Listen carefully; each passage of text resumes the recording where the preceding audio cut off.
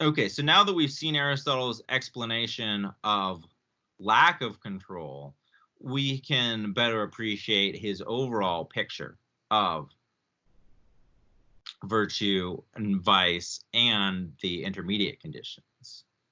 So this slide just lays out the various conditions of character he mentions in chapter 1 of book 7. So first, it turns out there are even more extreme conditions than virtue or vice, so he doesn't say much about them. On the one hand, there's heroic or divine virtue, being virtuous, but even more awesome. He doesn't really say much about it, other than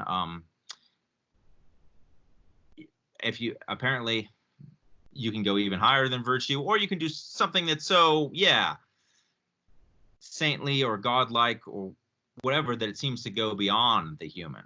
And then on the other hand, on the other side, below vice, he has beastliness or brutality is what you could. It's basically a disturbed condition where you're not. I think it'd be similar to kind of mental disturbances or sociopathic disorders that psychologists might talk about today, where you're in a psychological condition that prevents you from using reason well. You're just missing out on important parts of normal human perception and reason and functioning. And so because of that, your actions are going to be disturbed, but you might not be morally responsible in the same way. And you just kind of fall outside the category. It's just hard to evaluate people whose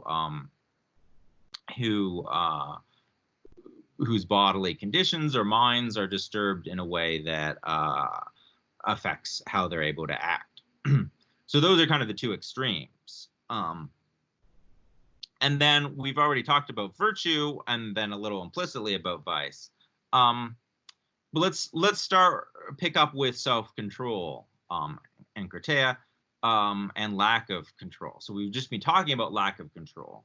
So lack of control, the person who's uncontrolled, they still do have decent reason.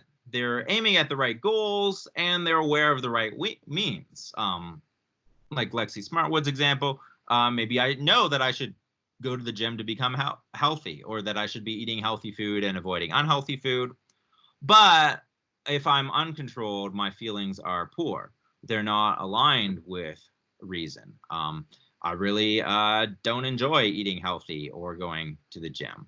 And when I'm uncontrolled, those feelings, as we talked about, step in and end up being in control and overwhelming reason. So then I end up acting badly because I don't successfully control my feelings. And then I recognize I did wrong. So I feel bad after I eat, 12 donuts and don't go to the gym. But I also feel good in a way. At least while I was eating the donuts, I was enjoying it, and I was enjoying not being in pain from working out. So there's a kind of tension there that my feelings are gratified, but my reason is also judging that I'm not doing great, especially before and after the action when it's not being overwhelmed by the feelings. So that's the uncontrolled person, or the person with akrasia or lack of control. Then we have the controlled person, the person with self-control. Now, this is not the fully virtuous person for Aristotle, because this person has the same issues with feelings. So if I'm controlled, I really want to eat that whole box of donuts and not go to the gym. But my reason tells me I need to go to the gym and work out, be healthy, and I need to eat healthy and not eat a whole box of donuts.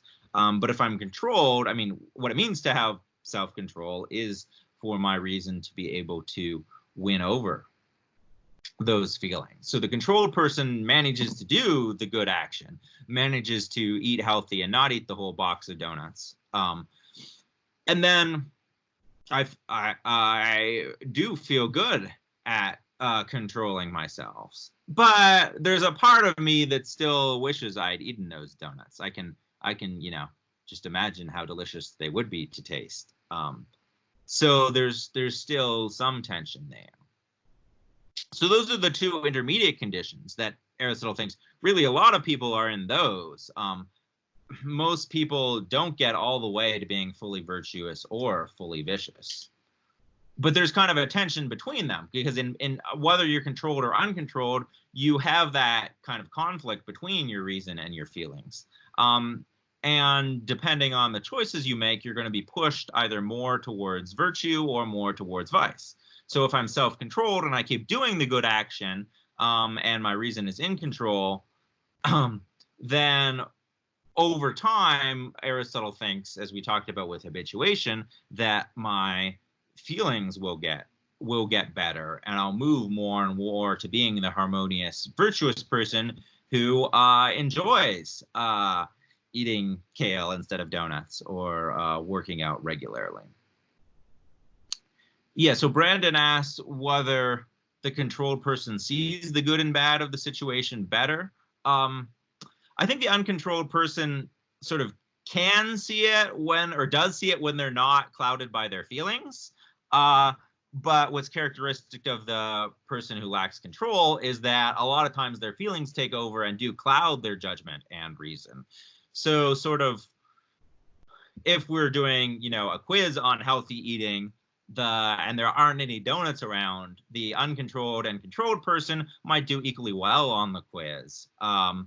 But when there's actually the donut there, or when there's actually the alcohol or drugs or whatever things the uncontrolled person is tempted by, then their judgment is clouded by their feelings, and they're quickly overwhelmed.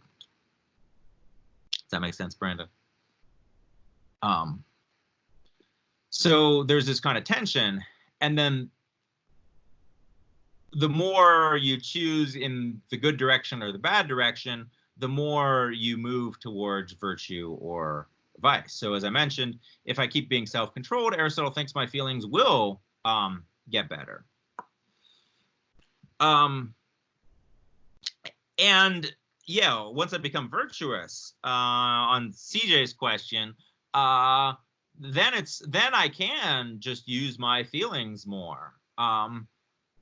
Because the person who's really developed in physical training, they're like excited and feel good about going to the gym. Apparently, like, there are people out there who claim to be like this. So whether you believe them or not, that's what they say, and they can just go with their feelings if their feelings are good. So it's only uncontrolled action and bad when you're acting on these feelings that are sort of immoderate and unrestrained. If you've achieved the virtues of character, if you've moderated, because remember, that was what all the virtues of character had in common, they're these moderated feelings. Once you have those, then it's safe to act on them. And you want to use reason as well to direct them. Remember, practical wisdom helps you get the right means, but they're not going to mislead you. So yeah, hopefully that answers your question, CJ. Let me know. On the other hand, if I am uncontrolled and keep acting on my feelings, then there's going to be this natural slide into vice. So if every day I end up not going to the gym and eating half a dozen donuts, and then kind of feeling bad about my choices, if I keep making those same choices, at a certain point, none of us wants to think badly of ourselves. So there's going to be this pressure on me to change my view of the good and what's healthy and unhealthy, or what I should be doing, and become vicious by not just having bad feelings, but by, as I put it, giving up on the right goals, and now really using my reason to just gratify my feelings. So I might think, is being healthy that great? Maybe the coronavirus is just going to be dangerous for everyone. May as well enjoy life and eat those donuts while I can. And then at a certain point, I just give up on trying to eat moderately and be healthy. And so that in a way like helps address my conflict. I no longer feel bad about what I'm doing. In fact, I can take pleasure in acting badly. I can figure out how to get more and more donuts and exercise less and less. So the vicious person, once you get there, you don't really feel bad about. And so the vicious person actually doesn't have this tension or lack of control. They're just happily doing the bad things they enjoy doing. So you don't have any regrets, but your desires are kind of unbounded, and it can be harder and harder to satisfy them. Because if I'm just trying to get as much bodily pleasure as I can without any restraints, well, first, there will be negative consequences of that for me, and it's going to be hard to do well. There are going to be more and more challenges. I want fancier and fancier donuts. And so there are problems there, but in a way, there's less internal tension for the person who's just bad and doesn't care about being good than the uncontrolled person who doesn't want to act badly, but these things keep coming up. Okay. So these conditions are in the middle, both because they're neither as good as virtue or as bad as vice, but also because there's this kind of tension in them that can lead you either way, either into becoming better and getting closer and closer to virtue, or becoming worse and falling into vice.